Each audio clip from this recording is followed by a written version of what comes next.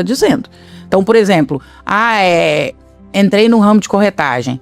Coloca uma meta para em quanto tempo você vai estar virando essa história. Nos primeiros meses eu vou estar passando isso, mas em quanto tempo você já quer estar ganhando quanto?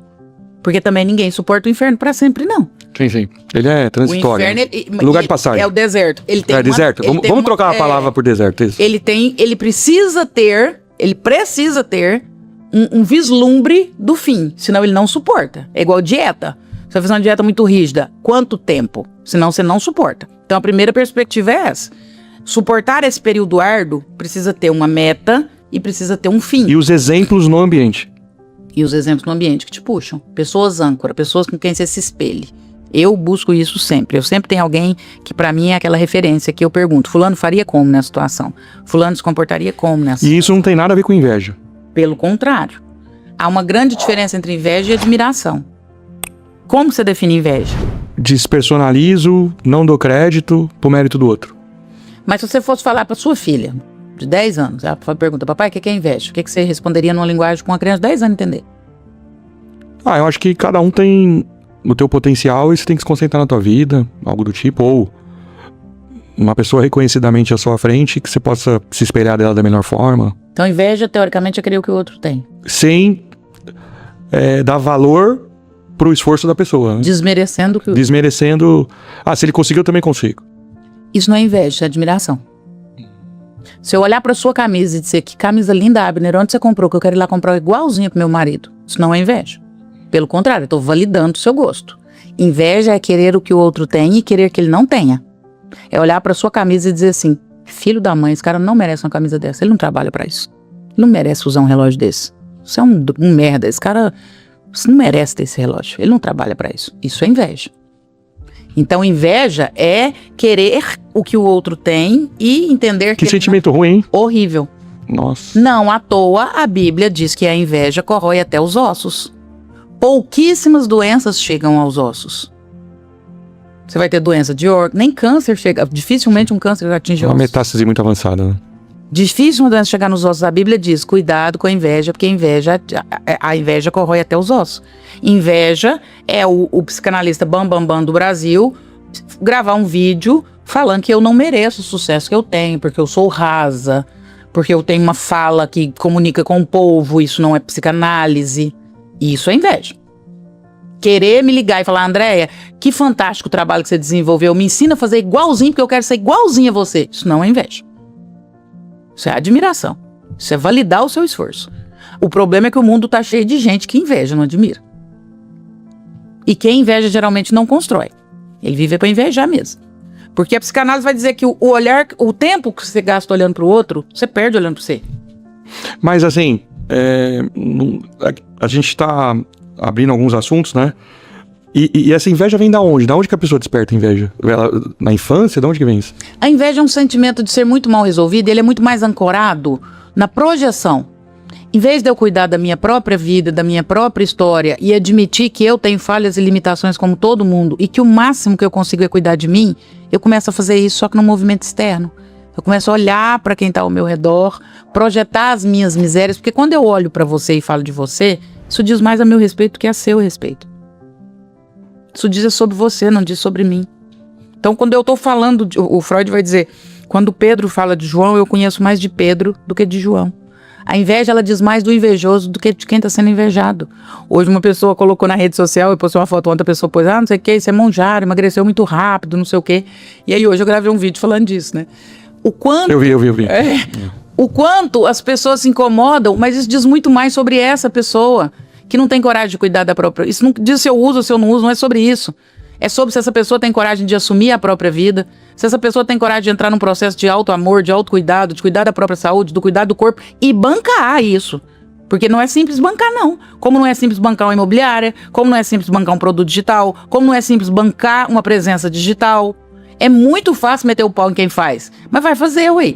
Então mudar de ambiente é também suportar o constrangimento e querer mudar, né? Boa. Mudar de ambiente é ser humilde e suportar o constrangimento. Porque inicialmente você vai ficar muito constrangido, mesmo. Mas esse constrangimento, ele é maravilhoso. É melhor ficar vermelho uma vez do que viver amarelo, né? Porque ele te arranca a sua pele. Ele te arranca a sua pele. E aí ele te mostra pra onde que você precisa. Isso aqui no nosso ambiente a gente soube fazer bem. Fantástico, hein? Tá vendo como o assunto era muito mais profundo? Esse mudar de ambiente, eu comparo, eu fiz um estágio uma vez no hospital de queimados. Porque eu falo que mudar de ambiente arranca a pele mesmo. Eu vi isso com o meu genro. Meu genro mudou de trabalho, ele foi trabalhar lá na nossa empresa. E lá na nossa empresa, uma molecada de 20, 30 anos, todo mundo formado em TI, voando, marketing, tráfego, sabe tudo. E o meu genro vinha de uma história totalmente diferente. Ele falou, sogra, todos os dias eu fico constrangido lá na empresa. Porque eu era de um mundo onde eu era o mais bonito, eu era o mais forte, eu era o mais inteligente. E eu fui para um lugar onde eu sou o pior. Eu que não sei nada, eu que sou menos posicionada, eu que sou... E eu vi os primeiros meses o quanto ele sofreu. Então, mudar de ambiente é suportar arrancar a sua pele. Quando eu fiz estágio no hospital de queimados, a pessoa que se queima, ela morre basicamente por uma única razão, infecção hospitalar. Como a pele inteira se queima e arranca, e a pele é a nossa proteção, ela pega alguma bactéria e ela vai morrer. Por isso. Não é porque os órgãos queimam, cozinham, não é nada disso. O que cozinha é o maior órgão, é a pele. E por que ele morre? O queimado, todos os dias, porque a pele dele ela vai necrosando, até ela resolver parar de necrosar. Você coloca o queimado numa banheira de água e sal, de hidromassagem, chama debridação. Com jatos, você põe ele lá deitado, a área atingida, e essa banheira com água, sal e força do jato vai batendo e arrancando as peles velhas, as peles necróticas. A banheira fica vermelha de sangue. Arranca a pele todo dia. Eu nunca ouvi falar nisso. Debridação, chama o processo. Debridação. Isso é mudar de ambiente. Mas você não muda, você apodrece. Então você não tem escolha. Ou você apodrece na sua história, medíocre, tacanha, limitada, ou você suporta arrancar a pele. Qual que é a grandeza do hospital de queimados? É que vai arrancando a pele, e vai nascendo uma pele nova. E aí essa pessoa se reconstrói, se reconstitui e tem a oportunidade de viver. Não tem a opção de conviver com aquela pele velha. Ou você arranca, ou você vai ficar naquela condição para sempre. E vai morrer ali naquilo. Eu vejo isso como uma analogia da nossa vida. Ou você suporta... Você acha que foi fácil para mim sair de onde eu saí? Meu pai foi menino de rua em Belo Horizonte. Com 15 anos, ele saiu de casa, brigou com o pai dele e foi morar na rua. Com 15 anos. Com 18, ele entrou no exército. Do exército, eles já passavam, não existia prova. Eles passavam e pegavam quem é do exército aqui que quer ser policial militar. Meu pai entrou pra polícia militar. Meu pai tinha o que seria hoje nem ensino médio, meu pai tinha ensino fundamental completo. Tanto que meu pai não teve cargo na polícia, ele entrou soldado, morreu soldado 30 anos depois. Minha mãe semi-analfabeta, sabe escrever o nome. Minha mãe sabe assinar o nome. Meus 5 irmãos, nós não fomos criados para estudar. Nós não fomos criados para desejar. De novo, desejo. Por isso que eu sou apaixonada em psicanálise, que eu acho que a psicanálise ela resolve assim, quase que a maioria dos problemas. A psicanálise vai dizer que o desejo só nasce da falta. A ambição só nasce se a pessoa perceber que falta. Mudar de ambiente é perceber que falta. Minha mãe e meu pai nunca nem falaram em estudo para nós.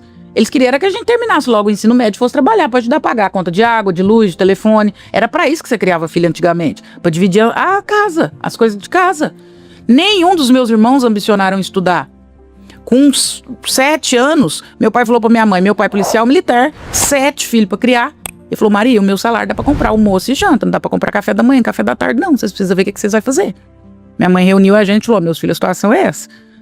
Ou vocês ajudam, nós pegou aquela meninaiada, chegava da escola, ia pra rua, catava sucata. Vendia sucata. Comprava café da manhã, café da tarde. Mas era o dinheirinho de cada um. Minha mãe falava, é de vocês, vocês dividam como vocês quiserem. Então saía 7 crianças. Mas aí, sem saber, ela já estava ensinando ofício, lidar com o dinheiro. Foi intuitivo, foi meio intuitivo ela, né? Absolutamente intuitivo. Absolutamente. Como dividia o valor de cada um, os meus irmãos catavam o dinheiro e dava para comprar café da manhã e café da tarde. Eu com 7 anos catava o dinheiro e comprava CD do Pavarotti. Eu era louca com Caruso, do Luciano Pavarotti. Sim. Minha mãe falava assim, essa menina é doida. Falava pro meu pai, Sebastião, leva essa menina num psiquiatra, ela precisa tratar.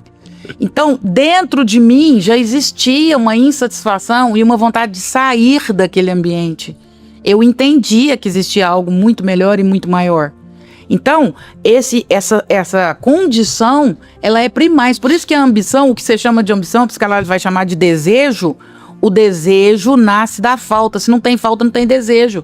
Por que essa geração de hoje é tão apática? Porque ela não tem desejo. E por que ela não tem desejo? Porque ela não tem falta. Ela já não deixa faltar. Mas então o bom pai, o bom educador, o bom gestor, ele cria a falta de propósito. De forma estratégica, dentro de um contexto. Perfeito. Perfeito. Se você der tudo pros seus filhos, eles não vão querer correr atrás de nada. Se você der tudo pra sua equipe, ela não vai querer correr atrás de nada. Você tem que criar sempre um gap. A pessoa precisa entender que sempre existe um passo à frente a ser dado e que ela precisa correr atrás desse passo à frente. Se ela consegue tudo, dificilmente ela vai querer correr atrás de alguma coisa. O que a gente está chamando de ambição, volto a dizer que a psicanálise chama de desejo, ele é criado. E ele é vida, isso é pulsão de vida. Pessoa sem desejo, ela quer morrer. Tentativa de autoextermínio. Você não tem desejo de comer, você tem desejo de sair de casa, você não tem desejo de namorar, você não tem desejo de se relacionar, você não tem desejo de ganhar dinheiro. Isso é depressão. Depressão é a somatória das ausências de desejo.